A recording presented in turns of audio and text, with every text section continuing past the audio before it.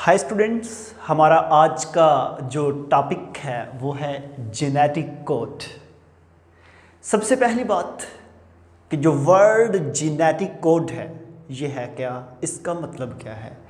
Genetic word gene से relate करता है और कोड का मतलब होता है खुफिया लैंग्वेज, हिडन लैंग्वेज जो होती है, खुफिया ज़ुबान जो होती है उसको हम कहते हैं जेनेटिक कोड। तो हम ये देखते हैं ये जेनेटिक कोड है क्या, आपने इसके अंदर क्या क्या चीज़ पढ़नी है, आपने क्या कैसे करना है। और बड़ा ही इंटरेस्टिंग टॉपिक है, बहुत ही इंफॉर्मेटिव टॉपिक है। और जो लोग NCERT, MD CAT, CBSE and उसके बाद नीट की प्रेपरेशंस कर रहे हैं उनके लिए ये बहुत ही अहम एक टॉपिक है। आप तमाम बच्चे इसको देखें और लास्ट पे फिर मैं आपसे एक दो क्वेश्चंस भी पूछूंगा, तो मैं देखूंगा कि वो कौन सा बच्चा बताता है कौन सा नहीं बताता। तो सबसे पहले जी जेनेटिक कोड को पढ़ने के लिए आपको डिस्कस करना पड़ेगा। ये एक हमारे पास है एक सेल के अंदर है जी न्यूक्लियस, ठीक है जी। इस न्यूक्लियस के अंदर है DNA और ये जो DNA है ना, इस DNA से बना मैसेंजर RNA और वो जो मैसेंजर RNA है ना वो आ गया साइटोप्लाज्म के अंदर, और साइटोप्लाज्म के अंदर आने के बाद उसकी हुई ट्रांसलेशन, तो उससे बनी प्रोटीन, ठीक है जी। तो स्टूडेंट एक चीज़ यहाँ पे क्लियर कर लें कि हमारे पास डबल स्ट्रैंडेड DNA से जो सिंगल स्ट्रैंडेड मैसेंजर RNA बनता है इसको हम ट्रांसक्रिप्शन कहते हैं, और ये हमारा प्रीवियस लेक्चर था। और ट्रांसक्रिप्शन के बाद जो हमारे पास मैसेंजर RNA बना है, इससे नेक्स्ट जो प्रोटीन बन रही है इसको हम बोलते हैं, सॉरी मैंने ट्रांसक्रिप्शन लिखा है, इसको हम बोलते हैं ट्रांसलेशन। और ये जो ट्रांसलेशन है ना ये हमारा जेनेटिक कोड के बाद का टॉपिक है, ठीक है जी। जेनेटिक कोड के बाद जो हमारा टॉपिक है ये ट्रांसलेशन है, ठीक है। तो यहां पे एक चीज मैं आपको बताऊं, ट्रांसक्रिप्शन में मैसेंजर RNA बना, अब वो जो मैसेंजर RNA है उससे बननी है प्रोटीन, तो इस प्रोसेस को हम कहते हैं ट्रांसलेशन। लेकिन मसला ये है कि बहुत दरमियान में ट्रांसक्रिप्शन और ट्रांसलेशन के दरमियान में इस टॉपिक को इसलिए डिस्कस किया गया कि यार वो जो मैसेंजर RNA आ रहा है उसके अंदर इंफॉर्मेशन किस फॉर्म में होती है, उससे प्रोटीन बननी है तो उसके अंदर इंफॉर्मेशन जो है वो किस फॉर्म में अरेंज होगी, तो उसको ही बेसिकली हम कहते हैं जेनेटिक कोड। तो इसके बारे में अभी हम देखते हैं। तो ले जी यहाँ पे स्टूडेंट एक चीज़ आपको पता है, फर्स्ट ईयर के अंदर आपने चैप्टर 2 में जब प्रोटीन वाला टॉपिक पढ़ा था तो आपने पढ़ा था हमारी बॉडी में 20 अमाइनो एसिड्स जो हैं वो होते हैं, इसमें से 10 असेंशियल हैं और 10 जो है ये नॉन असेंशियल हैं। इनकी मैं डिटेल में नहीं जा रहा, ये आपने फर्स्ट ईयर में ऑलरेडी पढ़े हुए हैं, ठीक है जी। अब सुने, मुझे ये बताएं कि जो इंफॉर्मेशन आ रही है मैसेंजर RNA के अंदर उसमें 4 न्यूक्लियोटाइड हैं, ठीक है। वो जो 4 न्यूक्लियोटाइड हैं उसमें आपको पता है कि uracil, cytosine, adenine, guanine 4 nucleotide है, क्योंकि थायामीन रिप्लेस विद यूरासिल, ठीक है। थायामीन तो इसमें नहीं है, 4 न्यूक्लियोटाइड है। अगर एक न्यूक्लियोटाइड एक अमाइनो एसिड को कोड करे तो बाकी तो फिर 4 न्यूक्लियोटाइड 4 अमाइनो एसिड को कोड करेंगे, बाकी 16 तो रह गए। समझ आ रही है। फिर साइंटिस्ट ने क्या किया कि 4 को जो है 2 के ऊपर स्केल रख के मल्टीप्लाई किया तो ये बना 4 × 4 16। उन्होंने कहा कि अगर 2-2 का हम ग्रुप बनाएं, 2-2 न्यूक्लियोटाइड का, जिस तरह हम मिला दें जी UC, UA, UG, GA, इस तरह अगर कॉम्बिनेशन बनाए तो ये कितने टोटल कॉम्बिनेशन बनते हैं 16। अब हर एक कॉम्बिनेशन एक न्यूक्लियोटाइड एक अमाइनो एसिड को कोड करे तो फिर 16 अमाइनो एसिड कोड होते हैं, बाकी 4 कौन करेगा। फिर साइंटिस्ट ने नेक्स्ट क्या किया कि 4 को जो है वो 3 के साथ क्यूब लेके मल्टीप्लाई किया तो हमारे पास टोटल 64 कॉम्बिनेशन बने। इस कॉम्बिनेशन को हम ट्रिपलेट कहते हैं, ठीक है जी। क्योंकि पहले तो डुप्लेट था ना, डबल था, 2-2 न्यूक्लियोटाइड थे, अब 3-3 न्यूक्लियोटाइड होंगे, तो इसको हम ट्रिपलेट कहते हैं और बेसिकली इसको ही हम जेनेटिक कोड कहते हैं, ठीक है जी स्टूडेंट्स। तो हमारे पास कितने टोटल कोड बने 64, ठीक है जी। अब ये जो 64 हैं ये किस तरह सुने, जिस तरह मेरे पास CUU CCU, ये कैसे बनते हैं ये भी मैं आपको बताता हूँ। अभी जस्ट मैंने आपको ये बताया कि हमारे पास 64 टोटल जो है जेनेटिक कोड बनते हैं, ठीक है स्टूडेंट्स। 3 साइंटिस्ट थे 1960 की दहाई में। 1960 में क्या हुआ कि हमारे पास 3 साइंटिस्ट हैं, नायरनबर्ग, फिलिप लीडर एंड हर्बिन खोरैना। इन तीनों साइंटिस्ट में एक चीज़ इंफॉर्मेटिव ये है कि पहले 2 जो हैं इनमें से ये यूएसए में रेजिडेंट हैं, यूएसए से बिलोंग करते हैं। ये जो हर्बिन खोरैना है ना, ये इंडिया से बिलोंग करता है। मैं इसकी अभी थोड़ी सी रिसर्च पढ़ रहा था और इसके बारे में थोड़ा सा मैं पढ़ रहा था।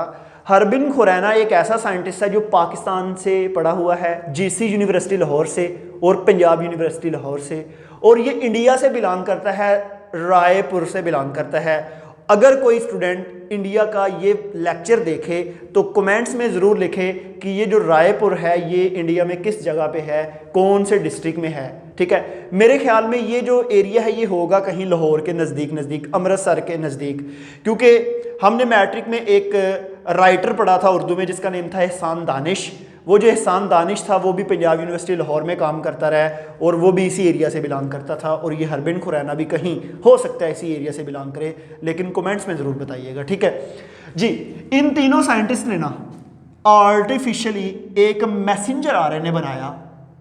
उस मैसेंजर आरएनए के ऊपर ना ये जो मैंने 64 कोडान बनाए हैं, उन्होंने उस मैसेंजर आरएनए के ऊपर 64 कोडान बना दिए, ठीक है। उन्होंने 64 कोडान बनाने के बाद ना, मतलब कि एक बहुत लंबा धागा है, उसके ऊपर ये कॉम्बिनेशन बना दिए AUG GCC CAG ACC। Mean के मैंने पहले बताया कि 4 का क्यूब लेके मल्टीप्लाई करें तो हमारे पास 64 कॉम्बिनेशन बनते हैं, इससे ज़्यादा कॉम्बिनेशन नहीं बनते। 1960 की दहाई में इन तीनों साइंटिस्ट ने आर्टिफिशियल कोड बना के और अमाइनो एसिड्स लेके और उनके एक्सपेरिमेंट लगा के चेक किया कि ये जो 64 कोडान है ना, काबिल गौर बात है। मैंने पहले बात बताई थी कि 4 न्यूक्लियोटाइड की बात करें तो वो 4 अमाइनो एसिड को कोड करती हैं, बाकी बच जाते हैं। हम 16 न्यूक्लियोटाइड की जब कॉम्बिनेशन बना के किया वो 16 अमाइनो एसिड को कोड करते हैं, 4 अमाइनो एसिड पीछे बच गए। अब कोडान ज़्यादा हैं, कोडान 64 है, अमाइनो एसिड तो 20 हैं, इसका मतलब अब कोडान बच रहे हैं। तो इसमें क्या होता है कि जब उन्होंने आर्टिफिशियल एक्सपेरिमेंट परफॉर्म किया तो उन्होंने क्या देखा कि 64 में से ना जो 3 हैं उनको हम बोलते हैं स्टॉप कोडान। वो 3 कौन कौन से हैं? वो है UAA, UAG, UGA। ये जो 3 कोडान हैं ये किसी भी अमाइनो एसिड को कोड नहीं करते, इनको हम बोलते हैं स्टॉप कोडान। और एक कोडान का हमें पता चल गया AUG, ये जो है ये स्टार्ट कोडान। अब ये कोडान भी मैं बनाने का तरीका आपको बताता हूं। ये स्टार्ट कोडान, ठीक है जी। इसका मतलब है 3 जो हैं उनको हम नॉन सेंस कोडान भी कहते हैं। और पीछे कितने बच गए? 61 सेंस कोडान हैं। तो यहां पे एक चीज और हमें जो है वो पता चलती है, वो चीज़ क्या है? हमारे पास जो 3 स्टॉप कोडान है और 61 जो हैं वो सेंस कोडान है, वो डिफरेंट अमाइनो एसिड को कोड करते हैं। और स्टूडेंट आपको ये भी चीज़ क्लियर होनी चाहिए कि इसके अंदर हमारे पास वो जो बच रहे हैं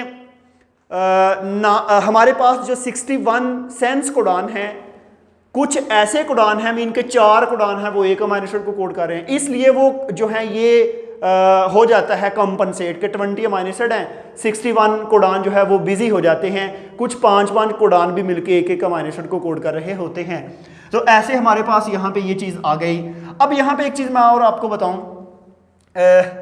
ये 2 लाइनें हैं, इनको मैं बाद में एक्सप्लेन करता हूँ। अब मैं बताता हूँ कि ये 64 कोडान बनते कैसे हैं, ठीक है। हमारे पास ये टेबल है द जेनेटिक कोड।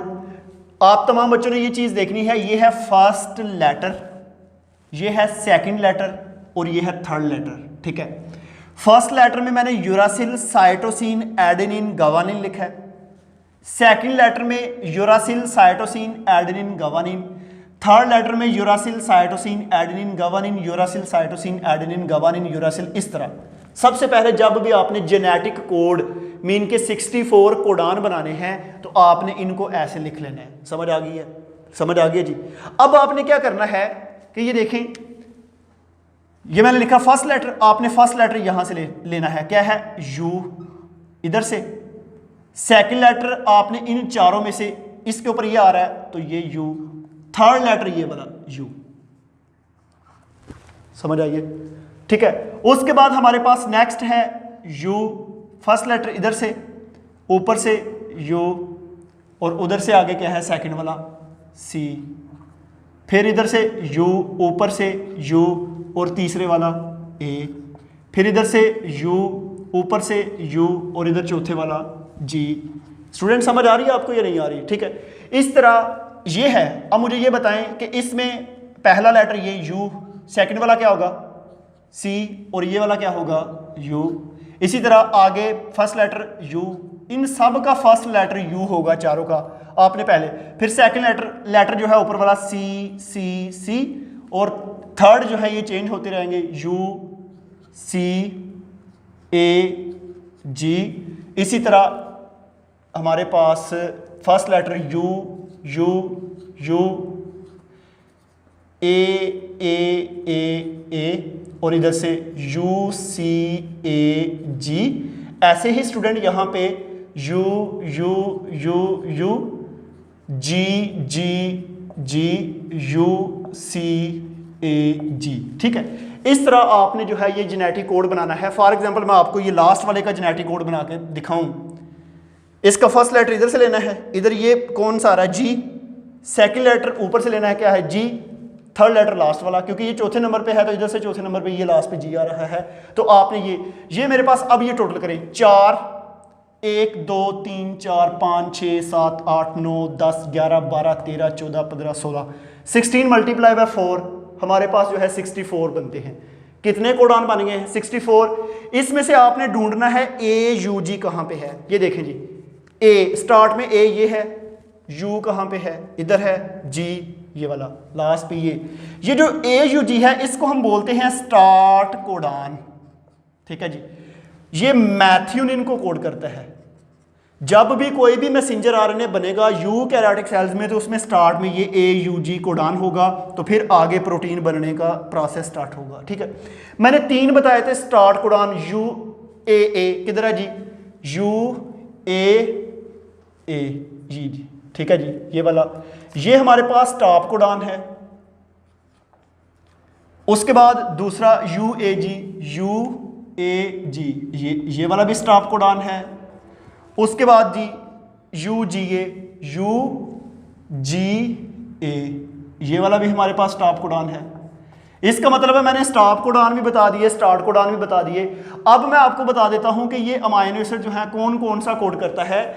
तो जब भी स्टूडेंट आपको पता है कि हमारे पास आप जेनेटिक कोड को देखें तो ये जो 2 अमाइनो एसिड है ना, ये जो 2 जेनेटिक कोड हैं ये दोनों ही फिनाइल एलानाइन कोड करता है। अगले ये जो 2 अमाइनो एसिड्स हैं स्टूडेंट्स आपको पता है कि इसको करता है ल्यूसीन। उसके बाद अगले ये चारों हैं, ये चारों ही ल्यूसीन को कोड करते हैं। हमारे पास ये जो ऊपर वाले 2 हैं ये वाले, ये करते हैं आइसोल्यूसिन को। और आपको पता है बल्कि 2 नहीं 3 ही आइसोल्यूसिन को AUG स्टार्ट मैथ्यूनिन है, ठीक है, ये मैथ्यूनिन को कोड करता है। स्टूडेंट ये लास्ट में जो है ये चारों ही जो है वेलाइन को करते हैं।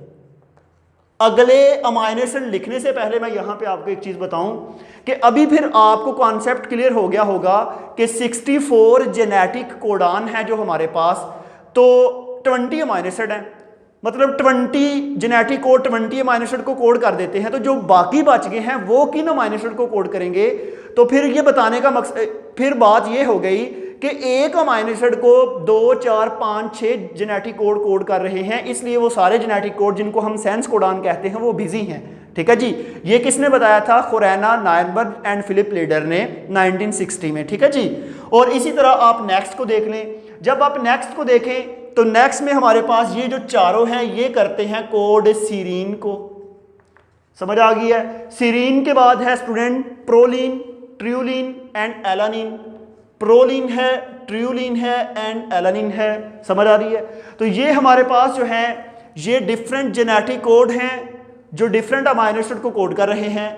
अब हमारे पास स्टूडेंट नेक्स्ट क्या है कि जब भी आप अगली जो लाइन है इसको देखते हैं तो इसमें जो सबसे पहले है ये ट्रायसीन जो है उस अमाइनो एसिड्स को कोड करता है। टायरोसिन के अलावा ये अगले दोनों ही जो हैं ये स्टॉप कोडॉन है।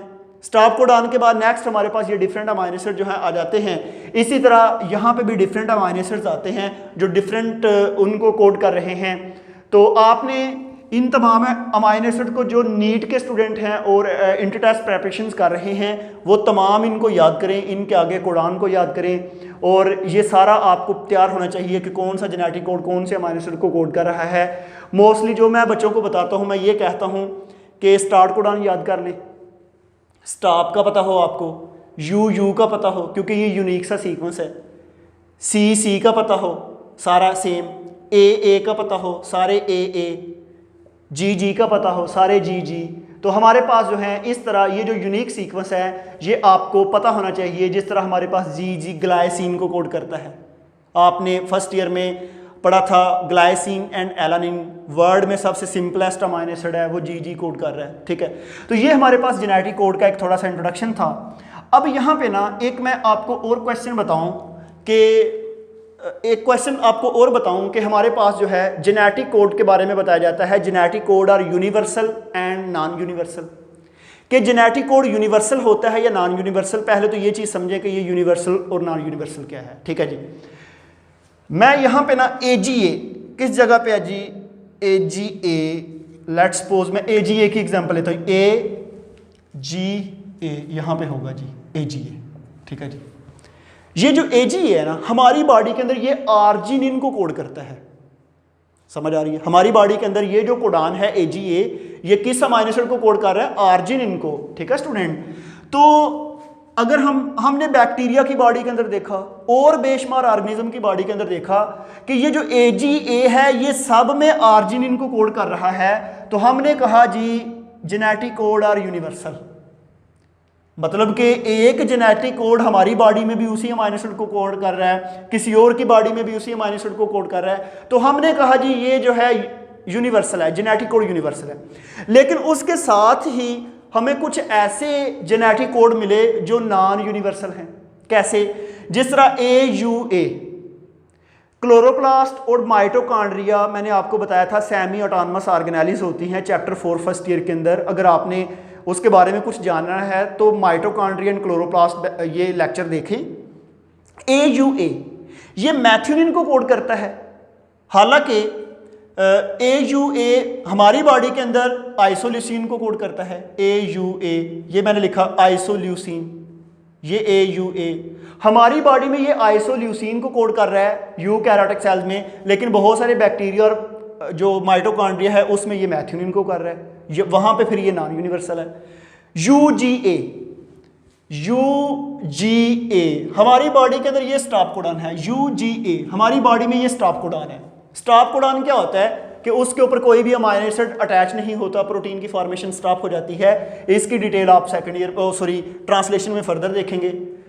लेकिन हमारी बॉडी में ये स्टॉप कोडॉन है UGA, लेकिन ये बैक्टीरिया की बॉडी में ट्रिप्टोफैन को कोड कर रहा है। इसका मतलब है जेनेटिक कोड यूनिवर्सल नहीं है। नेक्स्ट AGA AGG ये दोनों ही आर्जिनिन को कोड करते हैं। ये देखें AGA AGG दोनों आर्जिनिन को कोड करते हैं, लेकिन बैक्टीरिया की बॉडी में ये दोनों स्टॉप कोडॉन है। तो इसका फिर ये मतलब हुआ कि हमारे पास जेनेटिक कोड जो है वो यूनिवर्सल नहीं है।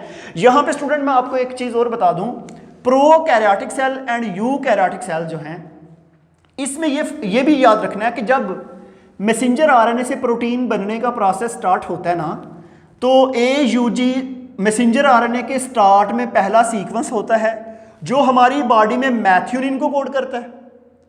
बैक्टीरिया की बॉडी में भी मैथ्यूनिन होती है, लेकिन वो मैथ्यूनिन ज़रा थोड़ी सी मॉडिफाई हो जाती है, जिसको हम N-फार्माइल मैथ्यूनिन कहते हैं।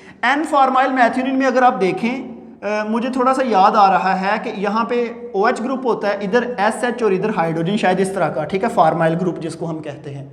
मैथ्यूनिन अमाइनो एसिड के साथ फार्माइल ग्रुप लगा दिया जाए तो उसको N-फार्माइल मैथ्यूनिन कहते हैं। और बैक्टीरिया की बॉडी में पहला अमाइनो एसिड जो है वो N-फार्माइल मैथ्यूनिन होता है। हमारी बॉडी में सिंपल जो है वो मैथ्यूनिन होता है। इसके बाद जो ये 2 पॉइंट हैं, code in degenerate and overlapping.